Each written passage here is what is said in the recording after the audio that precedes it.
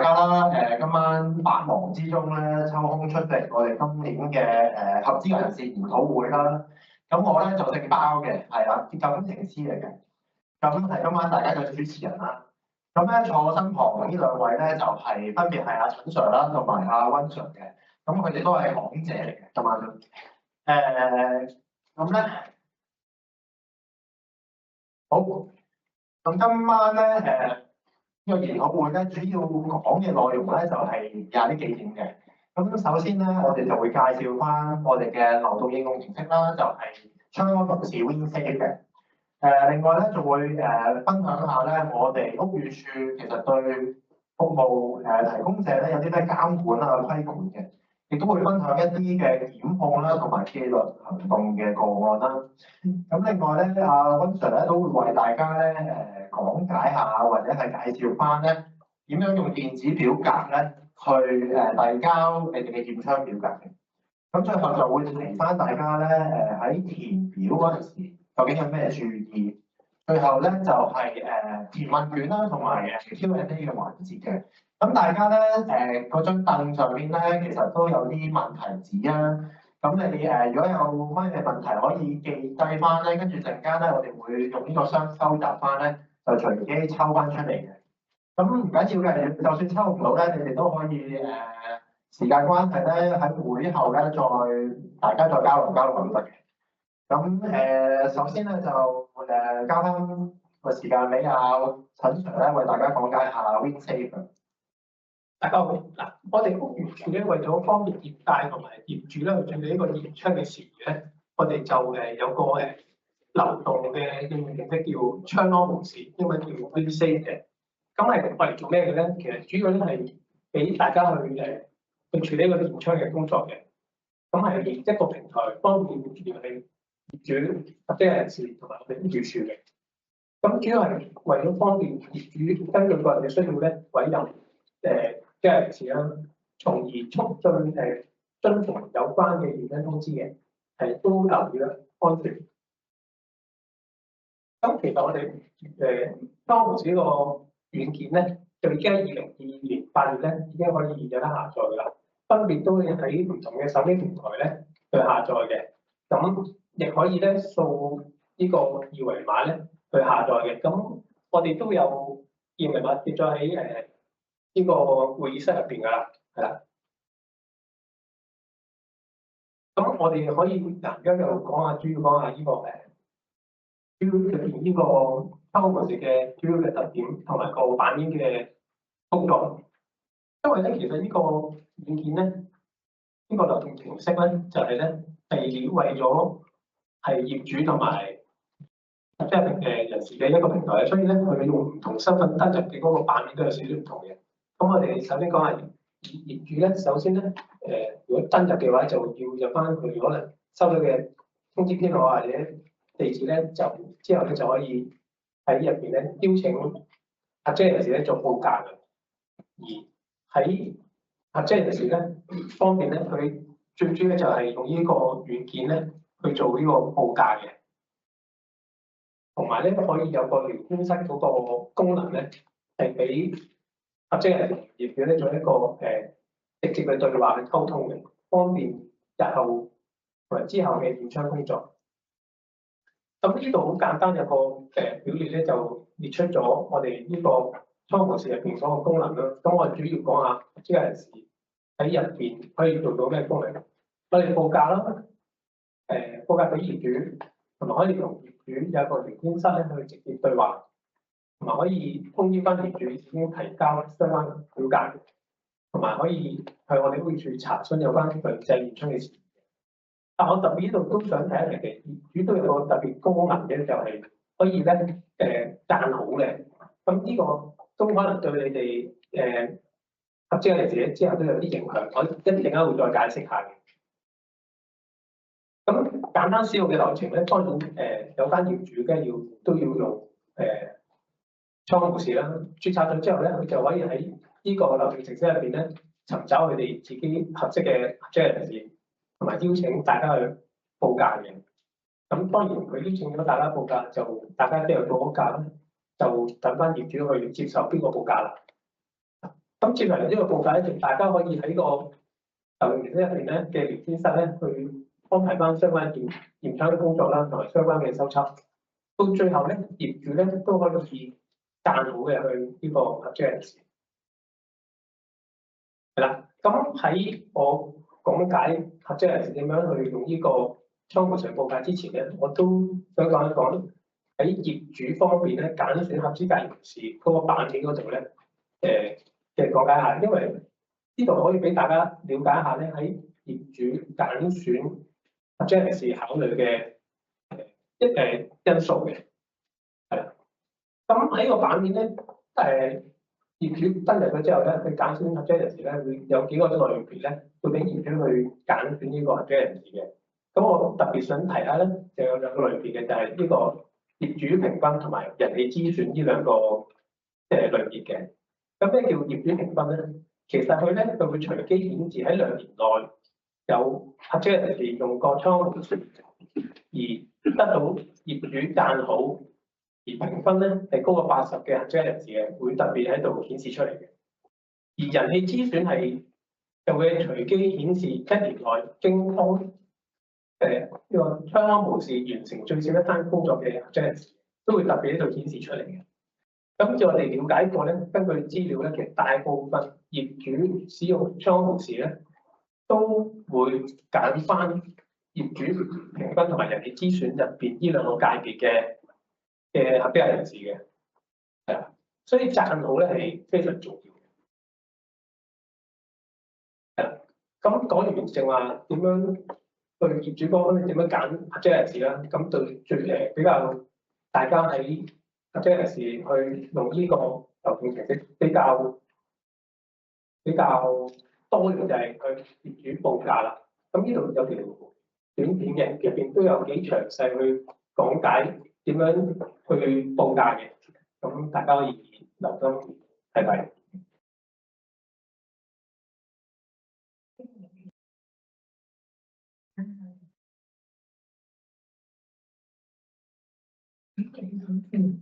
報價嘅邀請佢嚟，我就諗去點樣去目標。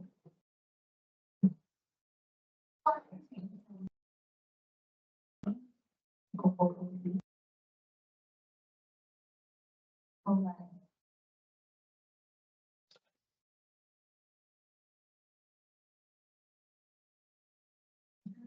好意思啊。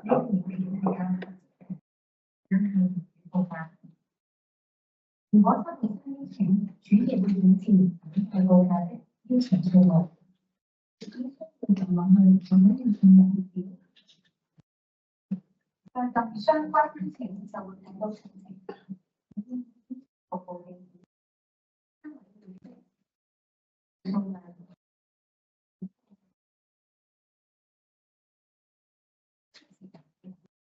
你可以撳對話，主對話相片，聲音同附件。為咗便利報價，當撳報價燈頭，你喺設定輸入住宿費用資料就會知。當然，你可以因應個別情況即時修改。若果涉及新增項目，記得輸入數量。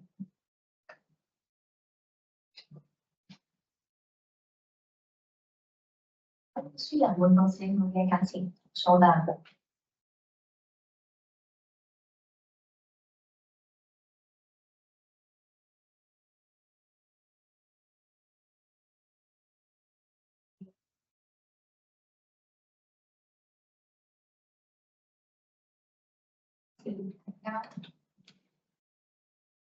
你亦可即時在報價單相關報價單可以複製、列印或儲存等等。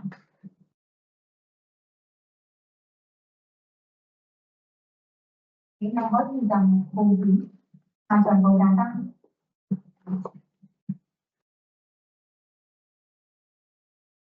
接受你嘅報價單之前，你都可以更改到你報價單嘅價錢，更改相關項目嘅價錢。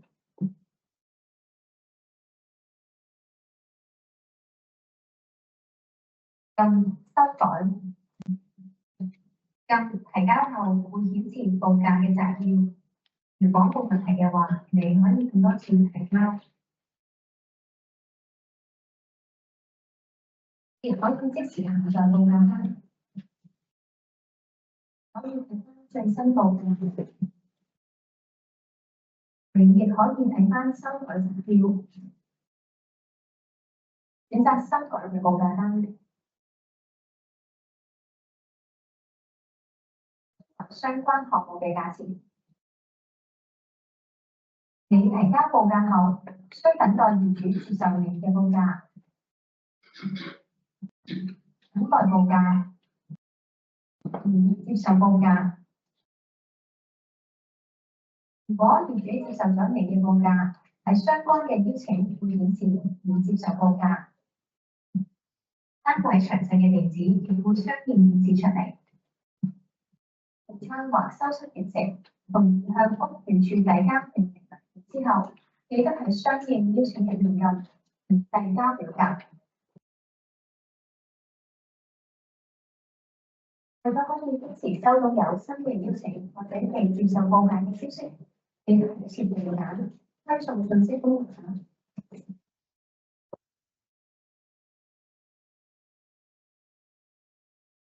大致就係嗰個報價嗰個流程同埋之後去點樣處理翻個業主性工作嘅。係啦，咁再溫提示啦，咁記住，如果大家收到業主嘅邀請啦，記住就向業主去報價啦。咁留意翻，記住大家都要開翻嗰個推送信息功能。點解咧？你開咗之後咧，就算你冇開緊個流動程式咧，佢都會有信息顯示喺個電話度嘅。當你收到新嘅邀請之後，咁點樣去開翻呢個窗？正話點都有提過咯，特別喺度講啊，就係大家喺嗰個設定嘅版面入邊呢個推送信息嗰度撳著翻呢個掣就 OK 㗎啦。同埋如果真係有個別嘅合資人士即係未能提供報價啦，咁記得喺聊天室嗰度通知翻業主，就話可能今次就未能去做呢個報價啦。咁正話有講過就話業主係可以向呢個或者係賺到，咁呢個就係業主嗰個版面嚟嘅，就呢個呢個就係個賺到個位置啦。咁到時你可以提下業主，如果每大家嘅服務都喺度賺到嘅，係啦。咁其實業主喺個版面裏邊咧，佢都係可以睇到大家有關驗窗個進度嘅。你可以睇到嘅有冇報價啦，以前有報價同埋交咗表格未，同埋遵從咗未嘅。所以呢個合資格人士咧，你哋咧最好咧就即係提交完表格之後咧，都記住喺窗口模式呢個流動程式入邊咧，撳翻已提交表格，咁盡快即時咁樣通知翻業主相關嘅進度。係啦，咁大家都可以用呢個流動程式去做呢個網上嘅查詢，即係向我哋屋宇署查詢翻有關強制驗窗嘅事宜嘅。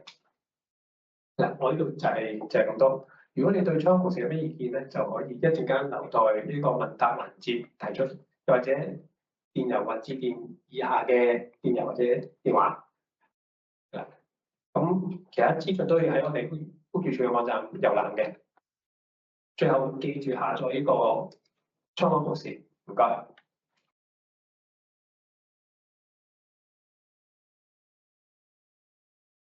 唔好意思。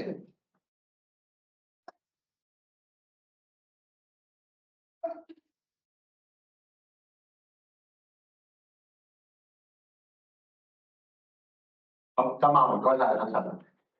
好，咁其實咧，我哋屋宇署咧一向咧都非常之重視私人樓宇嘅安全嘅。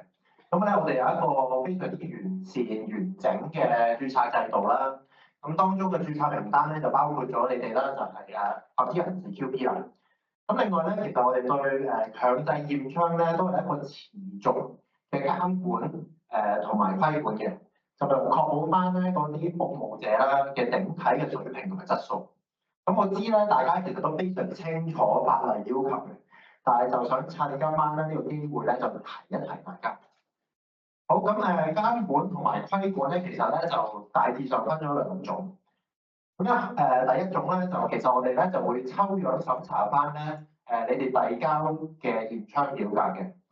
咁咧我哋咧就會抽中咗嘅話咧，我哋就會派人咧就會去現場個處所嗰度咧實地視察。咁咧就睇翻咧你哋整過或者驗過嘅窗咧，有冇根據法例嘅要求啦，或者指引嘅要求去維修同埋檢驗嘅。咁另外咧有陣時啲市民啊或者法團咧就會係透過唔同嘅渠道啦，例如1823啊、電話啊、電郵啊，甚至乎報警啊或者媒體啊呢啲咁嘅方式咧，就向我哋舉報翻一啲合資格人士咧有啲違規嘅情況嘅。咁我哋收到呢啲個案咧，其實我哋都會深入啲咁樣調查各個個案，咁睇下有冇啲違規嘅情況發生咗。好，咁其實咧，大家我諗都聽過呢個承建商表現提升計劃㗎啦。咁其實喺我哋作業備考69咧有詳細列明嘅。咁其實呢個計劃咧，我哋俗稱咧就係叫做記分制，係啦。咁其實呢個記分嘅制度咧，其實同大家揸車俾人記分咧嗰個制度咧就差不多嘅。咁其實咧係對成個行業啦，同埋服務嘅服務者咧，其實都有好處嘅。因為呢個記分制咧，其實可以透過記分咧，就從而改善咧某啲行家嘅檢驗方式同埋佢哋檢驗態度。咁樣咧係一啲之後就大大減低咗咧喺一啲大事故發生嘅機會啦。咁咧，如果咧我哋發覺咧，屋宇署發覺有違規嘅地方咧，咁我哋咧就會要求個承建商咧就立即咧就係去糾正翻嘅，跟住咧就會發出警告信同埋視乎翻嗰個違規嗰個嘅性質啊同埋嚴重程度咧就記分嘅嗰個承建商嘅分嘅。咁如果承建商咧就記夠15分或者以上咧，咁其實我哋就會出通告咧通知嗰個承建商咧。就要喺3個月內咧上翻一個提升表現課程嘅。咁咧如果承建商咧就喺續牌嗰個 window，即係喺嗰個階段咧，就如果仲係有15分或者以上咧，其實喺續牌嗰陣時咧，我哋咧就係會邀請嗰個承建商咧上嚟俾註冊事務委員會咧去面試嘅，咁樣先至可以咧續到個牌嘅。咁所以其實都幾影響大家嘅牌。咁喺呢度咧就列舉咗一啲咧關於強制驗窗啦嘅一啲常見嘅違規事項嘅。咁例如咧，如果嗰個合資格人士冇去親自進行驗窗咧，咁其實咧係要記7分嘅。咁另外咧，如果喺嗰個證實咗咧喺嗰個驗窗表格嗰度咧作出咗一啲失實陳述咧，都係好嚴重嘅，被記7分嘅。咁呢個咧就比較common 少少啦，就係如果咧嗰個 QP 咧就冇喺法定時限嗰度咧交翻嗰啲驗窗表格咧，咁咧就會俾我哋記3分嘅。咁呢度咧陣間我再會提下大家嗰啲法定時限係幾多。好，咁跟住咧就會再同大家講下有啲咩違規嘅事項啦。咁例如第一就係個合資人士咧，就係冇親自咧去為嗰個窗戶進行檢驗咧，而又遞交咗嗰張驗窗表格嘅。咁例如有啲情況咧，例如嗰間嗰個 QP 咧，其實係一個公司牌嚟嘅，咁有好多個 AS 咁樣啦，即係好多個獲授權簽署人嘅。咁如果其實嗰個想去驗窗嗰個獲授權簽署人就唔係交表格嗰個，即係簽表格嗰個咧，即係冇去親自去為嗰個窗戶驗窗咧，而又填咗表咧，咁其實都係違規嘅。咁另外有個情況咧，就係可能有啲行家咧，佢嘅生意比較多啦，咁有陣時咧就會帶咗啲生意啦，或者外判咗啲生意咧，俾另一個 QP 去幫佢上去驗窗，咁但係自己又簽咗張 form 喎。咁呢啲咧都係違規嘅行為嚟嘅，大家要注意。係啦，咁咧其實咧喺張驗窗表格嗰度咧都寫到明啦，就係其實我本人咧其實係有親自上去驗窗嘅。咁所以咧，如果你冇親自上去而又簽嗰張表咧，其實已經構成咗一個失實陳述㗎啦。咁另外咧，有啲情況咧喺我哋實地視察嗰陣時咧都會發現嘅。上到去話整好咗個窗或者驗好呢個窗，其實有好多嘅地方咧都未有欠妥嘅地方嘅，但係又未有作出一啲適當嘅跟進，又交咗表格話嗰個窗安全。咁我就提翻大家，其實咧大家記住就即係唔好咁偷懶啦。咁咧就記住要擺翻多啲時間咧，就為成個窗戶嘅所有構件咧都進行檢驗咧，先至為之正確嘅。咁啲構件就當然就包晒所有啦，就例如窗鉸啦、窗線啦、窗鎖啊、電鍍桿啊、所有拉釘啊、螺絲啊嗰啲咧都要檢查清楚啦。好啦，咁如果犯咗頭先嘅違規情況咧，就有機會咧就干犯咗以下我哋屋宇署條例嘅有啲相關嘅罪行。咁最常見咧就係我哋建築物條例咧第42AC 啦，又或者42boy 咧呢兩條嘅，就係分別就係不實陳述啦，又或者係檢驗嘅方式咧可能導致有人受傷啦，或者係財產嘅損毀嘅。咁呢兩條罰則咧，最高刑罰咧就分別都係50萬啦，或者係監禁18個月。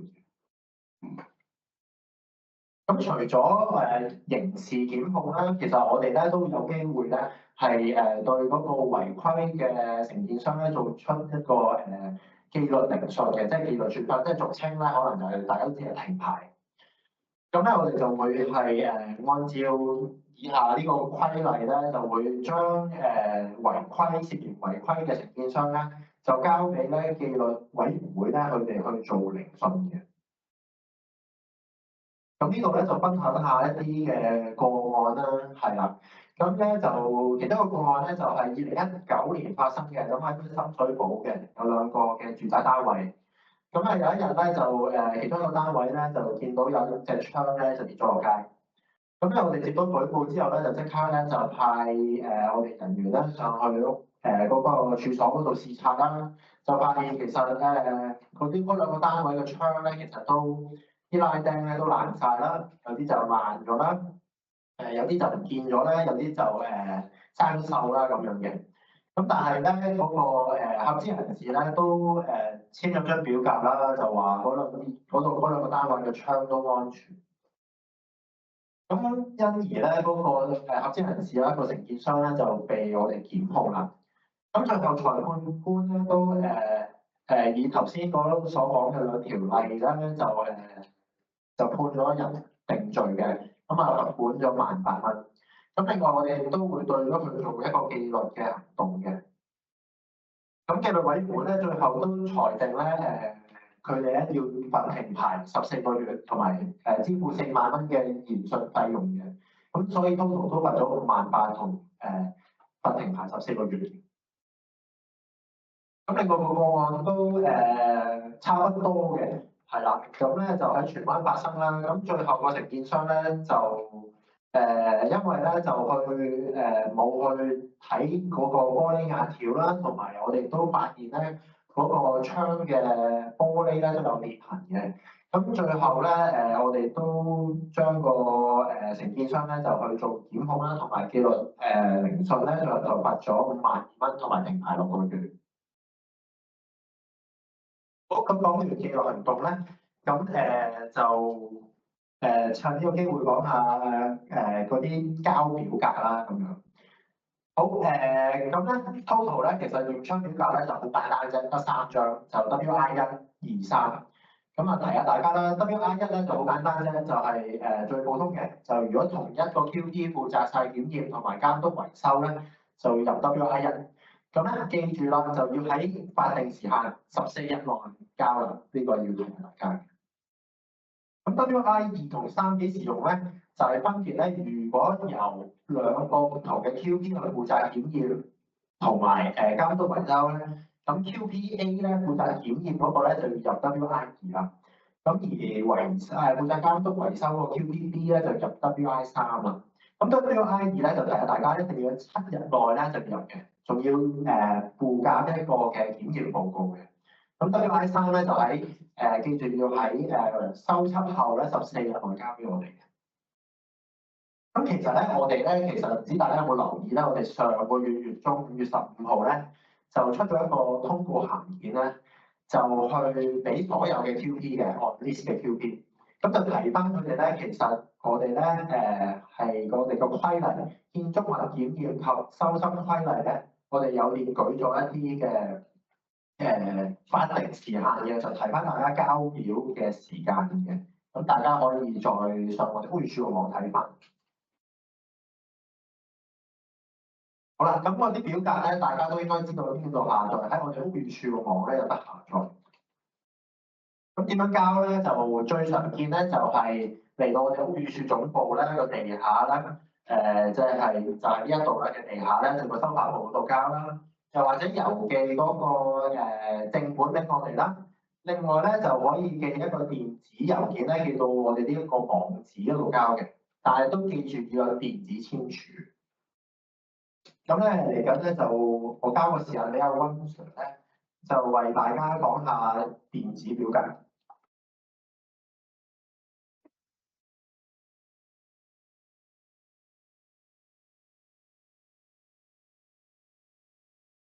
好，唔該啊，包 Sir。咁咧頭先啊，包 Sir 就提到咧我哋交表格咧有幾個方法啦。咁啊，除咗話親身將你填妥咗嘅表格拎過嚟屋宇署遞交之外咧，又或者係郵寄將你張表格寄俾我哋，呢啲方法咧我哋都係歡迎嘅。咁但係咧我哋都想大家咧嘗試下用咧呢個電子表格去呈交你嘅驗窗表格嘅。咁咧電子表格咧喺邊度可以睇到咧？咁其實就係頭先包 Sir 所講啦。咁就喺我哋屋宇署網頁咧，其實咧喺表格嗰欄咧就強制驗窗表格 WI 123呢度咧，其實你見到有3個剔剔，代表乜嘢咧？代表3張表格咧都可以透過網上遞交嘅。咁譬如咧，如果你哋想交張 WI1 啦，咁就喺嗰個WI1 個 logo 咧嗰度撳落去咧，咁就視乎你用乜嘢電子儀器啦，咁就會出現咗2種唔同嘅界面嘅。如果你係用手機或者呢個平板電腦去開嘅咧，就會進入咗手機版嘅表格。咁另外，如果你係用屋企電腦或者手提電腦，我哋俗稱台機啦，去開嘅話咧，就會進入咗另一個表格，叫做桌面版嘅表格。咁表格嘅內容咧，大致上係一樣嘅。咁個分別係乜嘢咧？分別就係如果你用手機或者平板去開咧，呢個手機版嘅表格咧，你係不能夠直接提交嘅。你可以填寫呢個表格嘅所有資料，但係咧就唔能夠直接呈交。咁即係咩意思咧？即係話，如果你用手機或者平板電腦，你喺個電子表格入邊填資料，譬如你填翻強制驗窗編號啦，填翻你嘅驗窗個單位地址啦，填翻你驗窗嘅日期啦，有冇維修日期啦，同埋你 QP 自己嘅資料等等等等，全部嘢都可以填嘅。當你填完之後咧，如果你係手機版表格咧，你係冇一個掣咧係直接呈交嘅。你就喺右上角會見到有一個掣叫做上載初稿，咩意思咧？即係話你填嘅資料，你撳咗呢個上載初稿呢個掣咧，就會臨時儲存咗一個檔案，咁咧佢就會彈咗一個隨機編碼俾你，咁咧係一抽數字同埋英文組成嘅一個編碼嚟嘅，咁就冇特別意思嘅，呢個只不過係方便你將來 call 翻呢一張填妥咗嘅表格出嚟嘅啫。咁要點樣先至可以呈交咧？最終都係要用翻桌面版嘅表格，即係話台機，即係用電腦或者手提電腦先至可以呈交嘅。咁咧，你如果喺電話嗰度填咗，喺電腦度點樣 call 出嚟咧？咁如果你去到桌面版嘅表格咧，咁就會多咗一個掣叫做下載初稿嘅。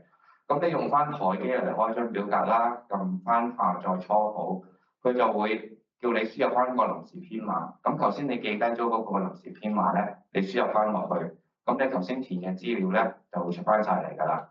咁你用桌面版嘅表格咧，就會見到有個掣就係提交，咁呢個掣咧一撳咗咧，就代表你將表格直接提交俾我哋屋宇署㗎啦。咁咧，所以咧撳提交之前咧，確認裡面嘅填嘅資料係冇問題，係正確，你先至好撳提交。因為一撳咗咧就交咗㗎啦。如果你交咗之後先發現有錯咧，咁就唔好意思啦，係 recall 唔到嘅，你係需要重新提交過另一份。咁咧，如果你個表格提交咗咧，我哋屋宇署咧有啲乜嘢確認俾你咧，我哋有封電郵會發送俾你嘅，就通知翻你邊年邊月邊日提交咗呢份電子表格，亦都會有一個提交嘅編號俾你將來用嚟做查詢嘅。咁當然你哋都可以用呢個電郵嚟做一個確認啦，同你嘅客人講話你已經提交咗表格俾我哋屋宇署都可以嘅。咁咧提交呢個電子表格咧，就有一個步驟要做嘅，就係電子簽署。咁咧平時你哋做紙本嘅驗窗表格咧，咁就喺呢個簽名框框嗰度啦，就簽翻你 QP 個名啦。咁電子表格咁樣點樣簽署咧？咁就需要有一個數碼證書嘅。咁數碼證書點攞咧？我陣間會話俾大家聽嘅。咁當你有嗰個數碼證書，其實係郵政局俾你嘅一隻手指去裝住你嗰個電子簽署嘅。咁咧，你有嗰隻手指插咗喺部電腦度咧，你 click 呢一個簽名框框，咁佢就會同你核對資料，資料冇問題咧，佢就會顯示你嗰個電子簽署喺呢一個框框嗰度。咁咧，你要簽咗呢個電子簽署，先至可以提交到你嘅電子表格嘅。係啦，咁而我哋透過系統，我哋收到你嘅電子表格咧，亦都會睇到你嘅電子簽署嘅。咁嗰個數碼證書點樣申請咧？咁就要去郵政局嗰度啦，下載翻個申請表格，填妥咗個申請表格之後咧，就交翻俾郵政局。又或者你都可以親身拎去郵政局嘅。咁最終郵政局都要你去親身一次咧，去確認翻嗰個申請個手續嘅。咁攞到呢個電子證書咧，其實佢就會俾咗一隻類似 USB 手指你攞嚟做呢個電子證書個媒介。咁頭先所講啦，你嗰個USB 手指咧就係你電子簽署嗰個媒介嚟嘅。你凡係你要簽呢個電子簽署咧，你部電腦咧都要插住呢隻手指，你先至可以簽到個電子簽署嘅。咁咧郵政局咧就會收翻你港幣40蚊，就係呢個USB。咁另外電子證書嗰個費用咧，佢都會收翻48蚊一年。咁呢度睇到其實個費用就唔係話好高昂嘅，我哋都鼓勵大家咧盡量使用呢個即係服務啦。咁電子呈交呢個驗窗表格其實有咩好處咧？第一咧，其實你哋就唔需要再列印啲空白嘅表格出嚟，逐張手填。咁第二咧，就係咧你哋亦都唔需要再親身或者你哋揾同事嚟我哋屋宇署嘅總部度交表格，你只要撳個掣，個表格咧就會即時嚟到我哋嘅系統㗎啦。咁亦都唔使即係入信封貼郵票咁樣去寄俾我哋啦。咁第三咁就可能有時大家即係都會趕時間寫啲字可能會比較草書少少嘅。咁你張表格咧，如果係手寫咧，我哋同事咧要認你哋嘅字嘅時候咧，如果我哋有啲係認得唔清楚嘅，或者佢認為你填錯嘅，咁其實佢哋有可能會在座都可能有收過啦，會 reject 你個 form 嘅，會彈咗你間 form，需要你澄清或者需要你重新填過。咁樣我哋先至會繼續處理，咁樣一來一回咧，都少不免消耗咗一啲時間。咁咧，如果你用電子表格去呈交咧，咁電子表格出嚟嗰啲咧就係電腦字體嚟嘅，咁我哋同事咧就一定會認得到嘅。咁咧起碼你哋就省卻咗一個有可能俾人彈你張 form 嘅機會。咁咧亦都慳到大家時間，咁時間都係大家嘅成本嚟嘅。咁希望大家就可以多啲利用電子方式去呈交，咁我哋都希望咧嚟緊將來咧會多啲收到大家透過電子方式入呢個驗窗表格。好，咁我今日嘅分享喺度，我俾翻時間包叔。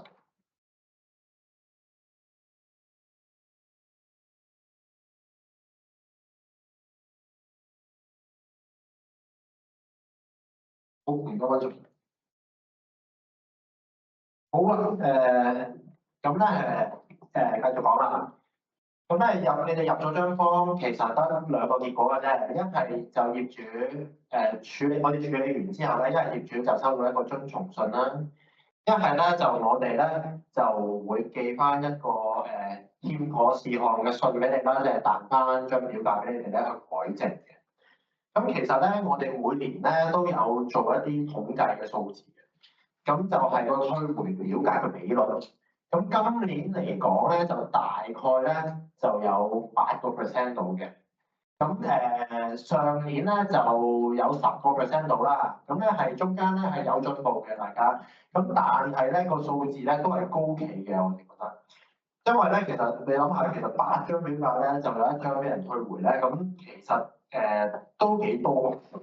咁其實大家試下諗下啦，如果業主揾你哋驗窗，咁但係跟住咧就又收唔到，遲都未收到遵從信，咁第一個揾邊個咧？咁一定係第一個時間打翻俾你哋。咁啊問你哋，喂，我俾咗錢俾你喎，點解我嗰張通知仲未遵從㗎咁樣？咁第二個咧就會打俾我哋屋宇署啦。喂，我都請咗人咯喎，個 QP 咯喎，一定佢入咗表格未啊？佢咪又有啲咩填錯啊咁樣？喂，我都俾咗錢咯喎，咁樣個 QP 可唔可信㗎？你哋點俾牌佢㗎？咁樣就係講呢啲咁嘅嘢。咁所以咧，其實大家一來一回咧，你哋改正完表格又俾翻我哋，跟住我哋又去處理咧，來來回差幾轉咧。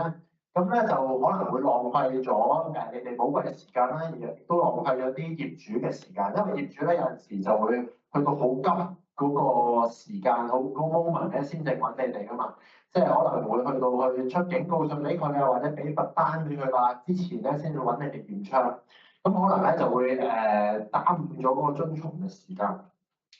咁所以咧，我哋嘅目標咧就希望細高少少啦，希望最後做到咧就冇表格俾人彈翻轉頭咧，咁咧就可以其實大大減低咗咧我哋處理表格嘅時間，因為我哋嘅同事咧就唔使再去處理一啲俾人退翻嘅表格。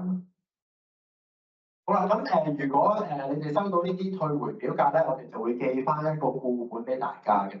咁你哋記住咧，就會係我哋其實啲同事咧就好好嘅，就會圈咗邊啲位咧，你哋係需要改正啦。咁你哋係只需要喺嗰啲位嗰度咧，就填翻啱，跟住記住加簽翻咧，跟住俾翻我哋咧，咁我哋就會再處理㗎。好啦，咁咧如果你哋交完表格咧，就唔知嗰張表格唔知嗰張通知遵從咗未咧，其實可以去翻我哋屋宇署個網咧。入翻嗰個處所嘅地址啦，又或者入翻嗰個通知編號咧，就會查到嗰個通知咧係遵從咗未㗎啦。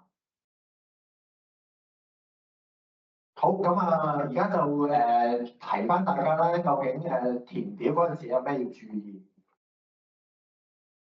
好啦，甲部即係第一版嗰度，咁啊好簡單啦，其實就係記住要填翻啲業主或者業主代表嘅資料，係啦。咁咧呢度咧就希望即係大家填翻業主嗰啲聯絡方式啦，因為點解咧？業主其實最清楚嗰個單位嗰啲資料嘅人咧就係啲業主。咁咧如果有啲乜嘢我哋啲同事咧想clarify 嘅，即係想揾翻查翻究竟個咩單位啊，有啲咩填錯咗咧？其實咧有陣時揾翻你哋咧，你哋可能都有好多生意啊咁樣咧，都唔會好記得上到邊個單位咧，即刻答到我哋。咁如果咧我哋見到業主電話咧，咁我哋問翻業主咧，咁其實咧就可能會好快解決到個問題。咁另外啦，本處檔案咁啊，麻煩大家咧就攞翻張通知出嚟咧，就照抄翻落去咧，就最安全㗎。好啦，咁咧去到去丁部嗰度咧，記住呢個位就重中之重啦，就係個通知編號咧。咁又係啦，你就叫業主俾翻個副本俾你哋咧，你哋就抄翻落去就OK 啦，同埋個地址都係。咁呢度地址嗰度咧就有個重點咧，想提翻大家嘅。咁如果有啲唐樓咧，就呢個地址嗰度咧就注意下啦。咁咧，如果唐樓你又可以寫啲英文地址啦，就照嗰張通知抄翻啦，1F、2F、3F 啊咁樣咧，咁就 OK 啦。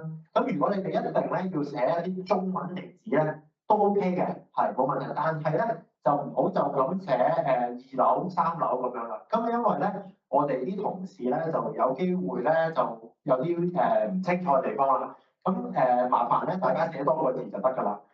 如果係唐樓咧，就係寫翻唐2樓 ，OK？ 又或者1字樓，即係呢兩種方式咧都得嘅，係啦。咁咧我哋就可以分到咧，唐2樓啦，或者1字樓啦，咁就係我哋嘅1F 咁樣啦。咁我哋就少咗好多嘅誤會。好啦，咁丁部嗰度咧，咁其實咧你哋一張嘅一張嘅表格咧，其實可以咧最多咧就可以填15個單位嘅。咁呢度嗰張表格都有列明嘅，最多15個。咁如果你丁部嗰度咧唔夠位寫咧，就咁啊，大家影印就得㗎啦。咁但係最多咧就可以15個嘅啫，大家留意翻。咁呢度咧就俾啲樣本俾大家去睇下啦。用嚟俾大家清楚啲啦。例如WI1啦就最簡單啦。又唔需要去整嘅，咁點填咧咁樣？咁月部嗰度記住剔翻嗰個窗戶係安全。丙部嗰度咧就寫啦唔需要修葺。丁部嗰度咧都麻煩大家咧就填翻啦有個格仔嘅唔需要修葺。好，第二個樣本啦，就係啦，如果WI1 你又想申報2個單位，一個單位係需要整，一個單位唔需要整，咁又點填咧？咁樣，咁其實咧個分別咧就係喺月部嗰度啦。咁一個單位要整唔使，一個單位唔使整咧，咁其實咧2個揀一齊聽就得㗎。好，咁丙部嗰度咧就係要填翻啲資料啦。如係過3.6咧，如果個修葺工程係屬於小型工程3.6咧，先要填寫嘅。咁如果係1.6啊同埋2.8咧，就唔好喺呢度填啦。咁如果3.6先啦，咁如果嗰個 QP 咧同埋個承建商咧都係同一個人嘅話咧，咁其實咧個承建商只需要咧係簽名就得。咁如果係用咗第2個承建商嘅，同個監督修葺嗰個係唔同嘅，同個 QP， 咁咧記住咧就要填翻嗰啲承建商嘅資料啦。跟住咧下面就簽翻嘅。咁喺丁部嗰度咧就要，如果要修葺咧，就記住填翻晒所有嘅修葺日期啊嗰啲啦。咁隔離咧就如果係3.6咧就剔翻3.6嗰格。跟住咧就要記住寫翻一啲工程嘅描述嘅，例如整咗啲咩窗格啊、窗例如啲拉釘啊咁樣整咗換咗啊嗰啲咧，咁啊要填翻少少落去。咁你如果係唔屬於小型工程3.6嘅話咧，就要剔翻隔離其他嗰格，跟住就填翻你個小型工程呈交編號，咁啊唔好填漏。好啦，咁如果 WI2咧？咁檢驗嗰個 QP 啦，就有啲咩要注意咧？咁記住咧，就要剔翻一格，就話已經附上咗一個檢驗報告，咁呢個係一定嘅。如果唔係，我哋都會彈翻張表嘅。咁喺 WI3啊，即係負責監督維修嗰個 QP 咧，就要負責 WI3啦。咁咧有陣時咧嗰個QPB 咧，就可能對嗰個修葺建議咧，可能就有唔同嘅意見嘅，咁都唔緊要嘅。咁你自己睇完之後咧，如果對嗰個之前個修葺建議有唔認同嘅地方咧，你其實可以用一個新嘅修葺建議嘅修訂咗嘅。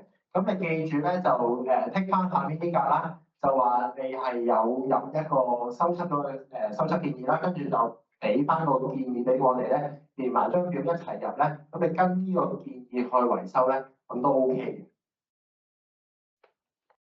好啦，咁如果有啲單位咧係冇跟到一啲嘅法定通知嘅，係啦，咁其實呢啲就係自願驗窗嘅 case 咧，咁麻煩大家咧喺第一版呢個格仔嗰度剔翻咧，就並無接獲法定通知啦。咁我哋同事咧就可以方便啲處理，知道呢個係一啲自願驗窗嘅 case。好啦，咁咧就另外有啲常見咧俾我哋彈翻轉頭嘅問題啦，咁啊分享下啦。咁有陣時咧就你哋咧就會其實係幫一啲私人單位驗窗嘅，咁但係咧就填咗咧一啲公用部分嘅編號嘅，因為嗰個業主咧可能係收咗2張通知嘛，就係公用部分同埋自己單位啊嘛。咁如果你真係幫私人單位驗咧，就記住填翻私人單位嗰個。咁我哋公用部分咧通常都嗰個尾數咧都係0001嘅，咁你哋大家就記清楚下知啊，係啦。咁另外就有陣時個單位同埋通知編號就唔符合啦，咁所以最緊要問翻個業主攞副本，咁抄翻清楚就得㗎啦。咁另外啲通知編號又會填漏咗啲數字啦，咁就係記住我哋嘅尾數咧，最後嗰4個字咧，通常都係4個數字嘅。咁如果真係有啲通知咧，就個業主俾唔到你嘅話咧，個副本你亦都可以上我哋屋宇署個網咧，入翻嗰個地址咧，就抄翻個通知編號都得嘅。咁另外咧，記住啲格仔要填翻好啦，啲收葺嘅日期啊、通知編號就唔好填漏啦。頭先所提到嗰啲格仔要剔夠啦，係啦，如果唔係咧，又係會耽誤咗大家時間。好啦，咁如果係一啲公用部分嘅，你幫公用部分去驗嘅咧，咁呢個位置咧，即係個詳細位置嗰度咧，就麻煩大家都唔好填漏，咁你就記住寫翻咧個公用部分4個字啦，最簡單。咁咧亦都唔好填一啲好specific啦，就話淨係驗咗個走火樓梯啊咁樣。咁因為咧，如果你咁樣填咧，咁我哋就唔知你係咪對成個公用部分都驗咗嘅。咁我哋亦都有機會咧，都會彈翻你哋個表格嘅。咁所以公用部分就填翻公用部分啦，咁就最安全嘅。咁簽名啦，記住要簽足啦，所有嘅位啦。而且簽名咧就要簽翻咧，大家喺註冊組嗰陣時咧登記嗰個簽名啦。如果你有好多簽名嘅話，好咁另外都要注意翻嗰啲表格嘅邏輯，就係例如嗰啲咁嘅日子啊，其實咁記住咧冇理由收葺嘅日子咧就會早得過你檢驗嘅日子啦，亦都冇理由會嗰個交表格嘅日子咧就會係早過晒你收葺嘅日子啊、檢驗嘅日子嘅，係啦，一定係先檢驗啦，跟住就收葺啦，跟住先至交表格嘅。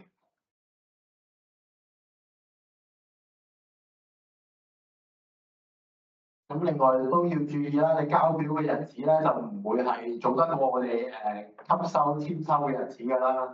咁所有日子咧都總之月報、永報、丁報咧，所有嘢咧就要必須一致同埋 make sense 咁樣合邏輯嘅。咁大家睇清楚先再交，係啦。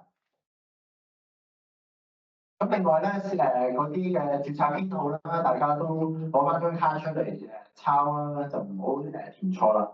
咁另外提翻咧，如果係用公司牌入嘅話咧，嗰個合資人士咧就要嗰個獲授權簽署人咧就要填翻啲資料啦，就唔好空咗嗰個AS2嗰個位。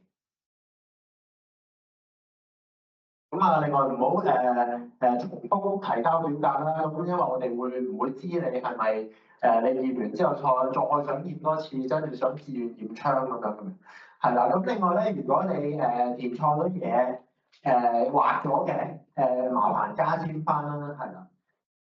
咁另外咧，如果你用郵寄即係電郵俾我哋咧，就記住咧要用電子簽署嘅，就唔好咧自己咧就 copy and paste 咗一個自己嘅簽名落去啦。咁我哋都唔會認證到呢樣嘢。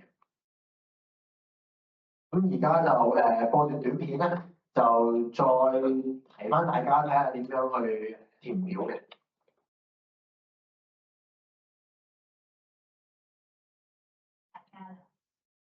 你哋填張驗窗表格係困難我哋㗎，錯咗就要再入過，係咪好煩咧？咁而家教你哋點填表啦。首先係教部第一部分，填翻個大廈名同地址。第二部分填翻委任人士嘅資料。委任人士可以係業主或者係獲業主授權嘅代表。資之後月報有其他合資格人士嘅資料。視窗後認為唔需要修葺，就剔上面第一格。喺丙部就剔上面第一格。記住，因為你冇做修葺，係先要有人寫簽名。最後丁部同埋通知編號，單位樓層位置。而一般單位有樓層及單位編號，唔需要填寫樓層及單位編號。唔屬於公用部分，停車場、天台、店鋪等，就喺詳細位置方格上唔使有關位置。檢驗日期記得聽埋不需要證明修葺。最後只需要喺合資格人士個方格簽名，拆承建商個方格就唔需要簽名。加部同業部同嘅資料都係同情況一差唔多，唯一唔同就係剔月報下面第二格。填丙報嘅話，如果所有修葺唔屬於小型工程項目 3.6，就唔使喺上面嘅方格加上剔號，唔使填寫丙報同簽名，可以直接填寫丁報。如果所有修葺都屬於小型工程項目 3.6，而合資格人士同承建商為同一個人，就要喺丙報上面第二個方格加上剔號，唔必須喺 C2 部分簽名同填寫日期。但如果合資格人士同承建商唔係同一個人，承建商就要喺 C1 填上佢哋嘅資料，並喺 C2 部分簽名。最後到丁報，如果檢驗後進行咗屬於小型工程項目3.6嘅修葺工程，需要填寫工程展開及完成日期。項目3.6嘅方格加上剔號，工程描述，唔更換廚房、隔天窗架及拉釘。如果檢驗後進行咗其他小型工程項目，如二級小型工程，需填寫工程展開及完成日期。喺其他方格加上剔號及提供有關小型工程成交編號及工程描述，如更換主人房窗框。最後，如果合資格人士同承建商係同一個人，下面簽名兩格由該人士簽署。如果合資格人士同承建商唔係同一個人，下面簽名兩格分別由相關人士簽署。最後到情況3，甲部同乙部填嘅資料都係同情況2差唔多，但因為同時有單位窗戶檢驗後唔需要修葺，有一啲單位窗戶檢驗後需要修葺，需要喺月報下面第一格前第二格都要剔咗佢。丙報嘅話，同情況2嘅填寫方式一樣。最後到丁報，分別填寫唔需要修葺同需要修葺嘅單位資料。唔需要修葺嘅單位，只需填上通知編號、單位樓層位置、檢驗日期，同埋記得剔埋不需要證明修葺。至於需要修葺嘅單位，就參考翻情況2嘅填寫方法。再提醒大家，如果合資格人士同承建商係同一個人，下面簽名兩格由該人士簽署。如果合資格人士同承建商唔係同一個人，下面簽名兩格分別由相關人士簽署。一個問大家請評論。我問下歐聯嘅職員，咁睇下同你認真嘅下有咩常見問題？有呢啲問題，我哋成日都遇到嘅。第一係甲部第二部分，有時候業主會授權其代表處理。如果係呢個情況，記得喺中文及英文名稱都要填寫代表人士嘅名稱，以及填寫代表人士嘅聯絡資料及簽署。喺月報，如果合資嘅人士係同啲，好多時會留言獲授權簽署人姓名。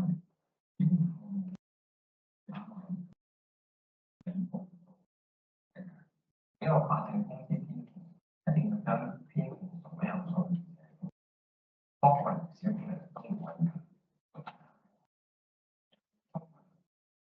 例如唐樓個表格就一定要填唐樓，以免同英文樓層混淆。之前係有個相關丁報詳細位置嘅處理方法，要提醒大家喺強制驗窗計劃下，合資格人士係需要對全屋窗戶進行定期檢驗。可以喺詳細位置填咗指明單位某處，如睡房、廚房、運動室，份表格會被退換，因為我哋唔清楚楚合資格人士有冇對全屋窗戶進行檢驗。好多時做修葺，表格登報冇檢驗日期，或者冇註明工程項目或完成日期，都係一個常見問題。另外喺填小型工程成交編號位置，填錯咗自己小型工程牌照編號。喺工程描述嗰部分，填寫工程描述並唔屬於項目3.6，呢啲都係常見嘅項目。當檢驗同維修係同一個人，申報就有添註冊承建商簽名。另外提醒大家，本份表格最多填寫15個單位。表格一定唔可以用擦得甩嘅原子筆填寫，因為喺高溫之下，將表格進行掃描，原子筆顏色係會融化，所以一定要避免用呢類型嘅原子筆填寫表格。最後提醒大家要依事情表格得I1或者I3，需要喺本年或收集完成14日內提交。表格得I2，需要喺檢驗完成7日內提交。除咗頭先提及嘅問題，有啲細節我哋都希望合資格人士留意，從而改善服務質素，避免不必要嘅誤會。例如，驗窗前向業主講解強制驗窗要求，確保業主明白呢啲係強制檢驗及修葺嘅項目，呢啲係非強制檢驗及修葺嘅項目。驗窗後，修葺前向業主提供詳細報價及檢驗報告。檢修葺後，將驗窗表格副本交俾業主，以作記錄。唔好淨係提供表格第一頁。如果表格填寫錯誤而俾屋宇署退回，要適時跟進。如果係咁樣填咧，關於強制驗窗嘅問題，登入屋宇署網頁www.ed.gov.hk 瀏覽有關資訊。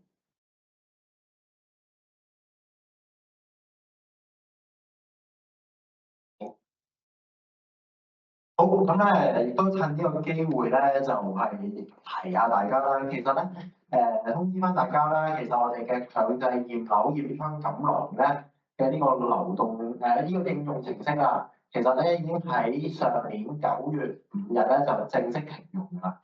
咁所以咧，如果大家對有啲咩資訊係想知咧，就唔好再上呢個 app 啦。咁就其實上翻我哋屋宇署個網站咧，其實所有嘅資料咧都好齊全㗎，就上翻我哋網頁版就得啦，無論手機上或者係台機上都得。